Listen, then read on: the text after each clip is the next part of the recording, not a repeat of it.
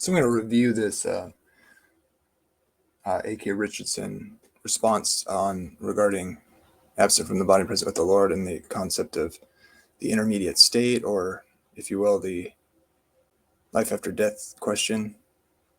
I just want to say to start, I like A.K. Richardson.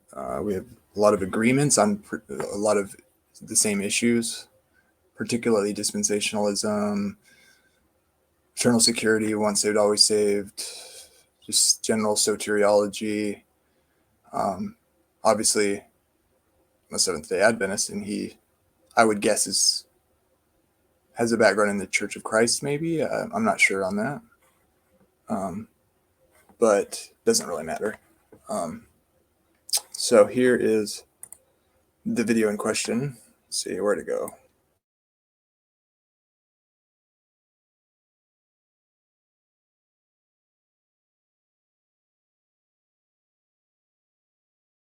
Yeah, okay, I have some thoughts on this. So I'm just going to play it for now, and then I'll chime in when I feel like it.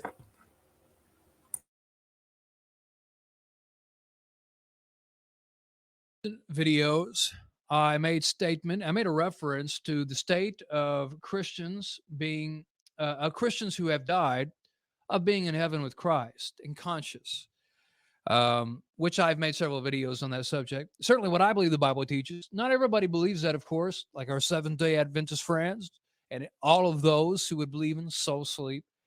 But I do believe that's what the Bible teaches.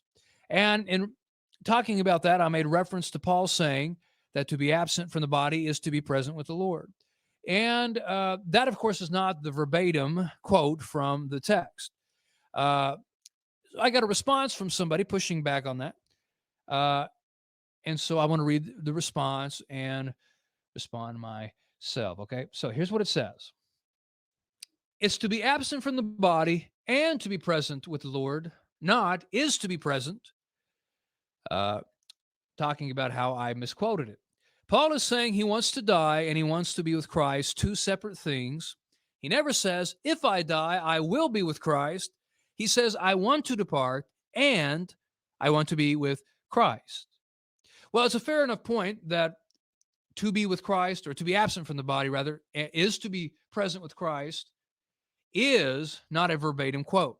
And it is important, if you're going to say what the Bible says, to make sure you know what it actually says. In this case, I'm not too bothered because that's clearly what he means in the context. But now, I actually agree with that, if you listen to what he said carefully. The reason most people, well, I can just tell you from my experience, people say absent from the body is to be present with the Lord. It definitely doesn't say that. Now, does it mean that? That's the question. So I think when you say it that way, it just promotes the view that we don't agree with, or that I don't agree with. And it makes it sound like what's the word? It just strengthens what I would say is a wrong interpretation. When you understand it precisely what it says, it's not as hard to see what I think it's actually saying. So I'm not very picky on that sort of thing. It's just, it doesn't say is, it's not equating absent from the body with present with the Lord. But I think the way you described it was, or the way that AK described it is fair enough, but that's kind of the quibble or the disagreement there.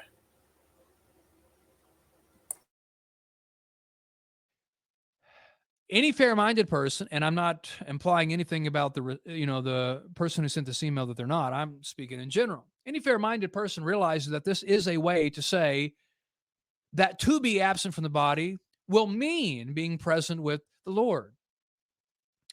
And when this person says those are two separate things, well, they're obviously distinct concepts. Dying and being with the Lord are two different concepts.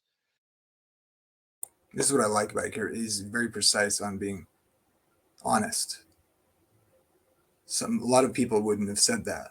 They would have said, that's what it says, believe that, or you're a heretic, or believe that, or because that's what it means. And it's like they're incapable of actually seeing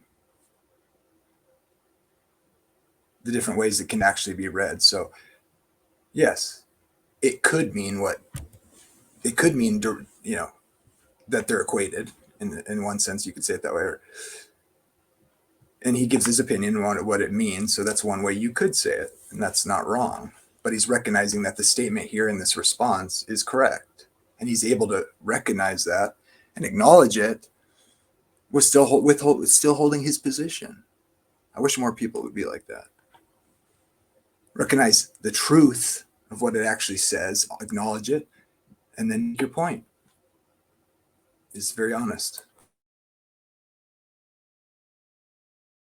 But does the one necessitate the other? That's the point. And in that sense, Paul clearly means it as one thing, not two separate things, and that becomes clear in the context. Let's look at this. Comes from two passages mainly: Philippians 1 and 2 Corinthians chapter 4. So what does he mean? I think he means clearly those two things are two different concepts, but he's saying the text he's saying he thinks the text indicates that one, you can't separate the two. And I think I know where he's going. I think I actually don't think I have a problem with it being said that way. Paul is saying that if he departs, he will be with Christ. In some sense, that is one. Those are mutually linked in that sense. I guess I'd have to agree with that. 5, First Philippians chapter 1. Paul has been talking about being close to death there. In verse 21, he says, "For to me to live is Christ, and to die is gain." Now, notice he mentions two things. He could live or he could die. He says, "But if I am to live on in the flesh, this will mean fruitful labor for me, and I do not know what I will choose." In other words, if I do continue to live, there's more productive things that I could bring about for the Lord's work here on the earth. So here's the question I have. Two options. One of them is alive, and one of them has died. Question: if he dies, is he alive? And if he's alive, does that mean he's contradicting himself? I think that needs to be explained, if you get what I'm saying.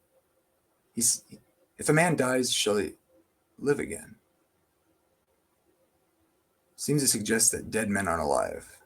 Because if you die, you're asking the question, can you live again? Paul's contrasting two concepts. I can stay here, be alive, or I can die and be with Christ. That's the question. Are dead people alive? Is he alive after he dies? Is death an illusion? Like, how do you explain that? Do you want to say he died, but he's alive? Dead people are alive, but being dead is not the same thing as alive. What if they're just mutually exclusive? But I'll add to that after I hear some more. But he says, "I do not know what I will choose." Choose between what? Well, to live or to die. He's obviously talking about two different things: living or to die. And to die, there is a gain. Well, what might that gain be? Okay, he says, "For I am hard pressed between the two." Notice the two. Greek word is duo, where we get the word duo, means two or both. Now, notice he mentions two things: to live or to die. Talks about living and says, "I don't know which one to choose." He says, I'm hard pressed between the two, living or dying, having the desire to depart and be with Christ, for that is very much better. Okay, now that's clearly one thing in Paul's mind, because he goes on to talk about the other thing, which is yet to remain on in the flesh, that's to live, is more necessary for your sake. But yet, if, as the person who wrote the email is suggesting, these two are not simultaneous, well, then he's got three things he's talking about.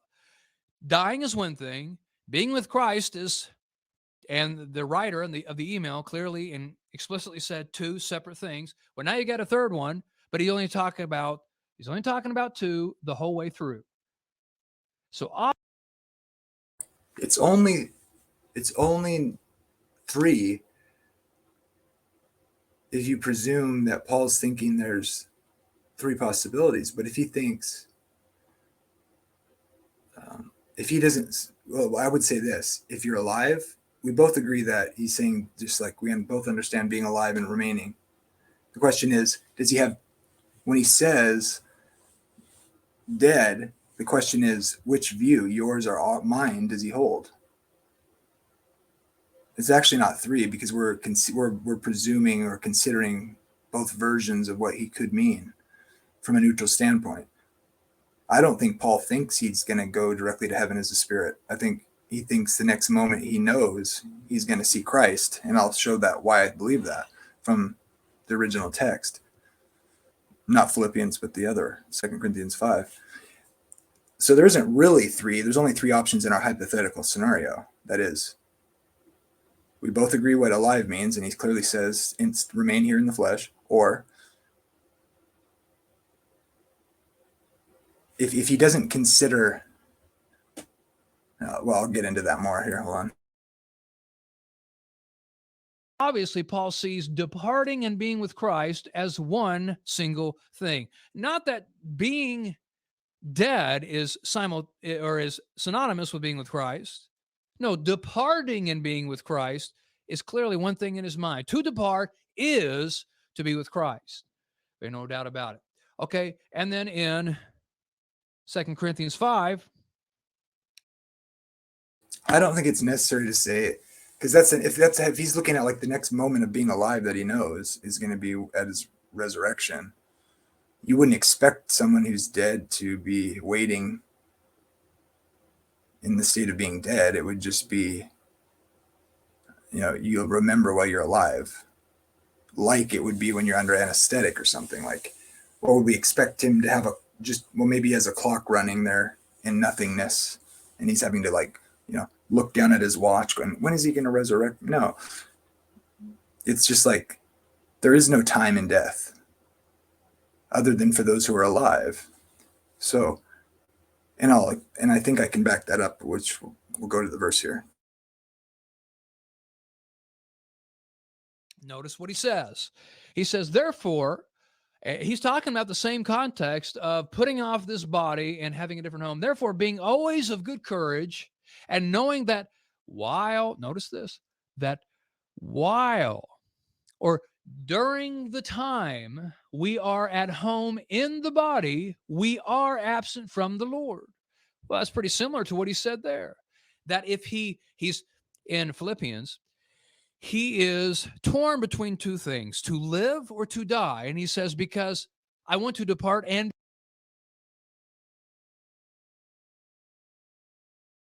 notice, if you start at the beginning, for we know that if our earthly house, this tabernacle, were dissolved, we have a building of God, a house not made with hands, eternal in the heavens. So this fleshly, mortal body, this is what this is talking about, tabernacle, our bodies. Now, people presume that means dualism is in view here, but no, not necessarily. Because we know we have a building of God, a house not made with hands, eternal in the heavens. You can relate that to Christ preparing a place or whatever, but I don't necessarily think that. But the fact is, why is it in heaven?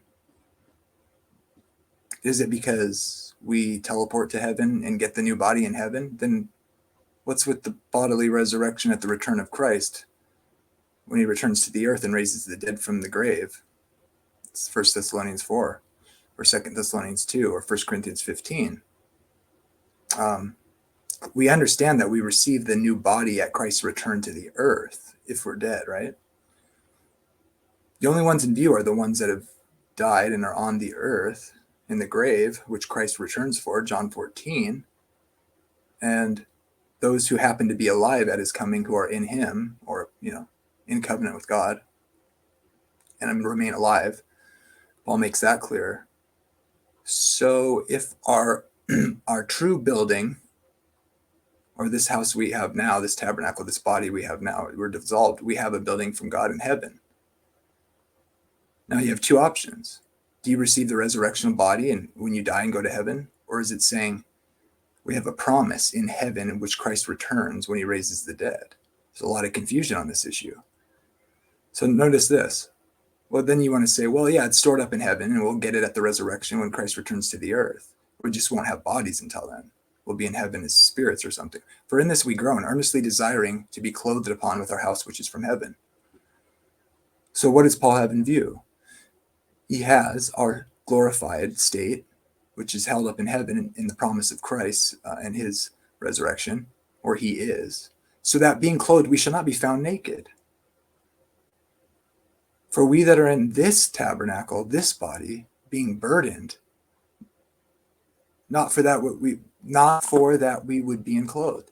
So twice he reiterates, not that we're looking to be found naked, even though our hope is in heaven, not so we should be unclothed, that is, not being dressed with our tabernacle. I would say the use of tabernacle there could be regarding the body we have now, which is only it's just not permanent. Just like the tabernacle in the wilderness was not permanent, but our permanent home, like the temple in heaven, is permanent, made without hands. Right? That language is there, like in Hebrews. So he's talking about the hope of our faith found in Christ in the promise and his resurrection. See that parallel in 2 Corinthians 5. See, we've given us, now he hath brought us for the self same thing as God. So notice this, for we that are in this tabernacle do groan, being burdened, not for that we would be unclothed, but clothed upon. And then now notice this, that mortality might be swallowed up of life. When does he say that happens? When is death, where is thy sting? At the resurrection, at the glorification of the saints, and the resurrection from the dead of the saints, at Christ's appearing. So in 3 or 4 different ways, I think the context forces us to say, Paul is looking for that time when he receives that new body, which is promised and stored in heaven, and that we cannot say that is something, unless we force it, that we receive upon death and we go to fly into heaven. In other words, he's conceiving of the notion of that new body that he's groaning for would be when Christ returns and affords us that promise. Therefore, we are always confident knowing that whilst we are at home in the body, and I think the Greek could sustain that to this body after the context there, how that works. But it doesn't really matter. We're in this body, we're absent from the Lord. Well, when are we not absent from the Lord? This is where you need to go to John 14. What does Christ tell his disciples? You can't go where I'm going. You can't come. I'm going to prepare a place for you in my Father's house. That's obviously heaven. He says, you can't come, but don't worry, I'm coming back for you, so that where I am, there you may be also. So he's saying, look, you're not going to go to heaven with me, but don't worry, I'm going to come back for you. And that's the blessed hope, the hope of the faith, the return of Christ to the earth. So the present, or whether we labor, present or absent, you can depart this life and not have to be somewhere else. You can just be dead. For we must all appear before the judgment seat of Christ. When does that happen? On the last day.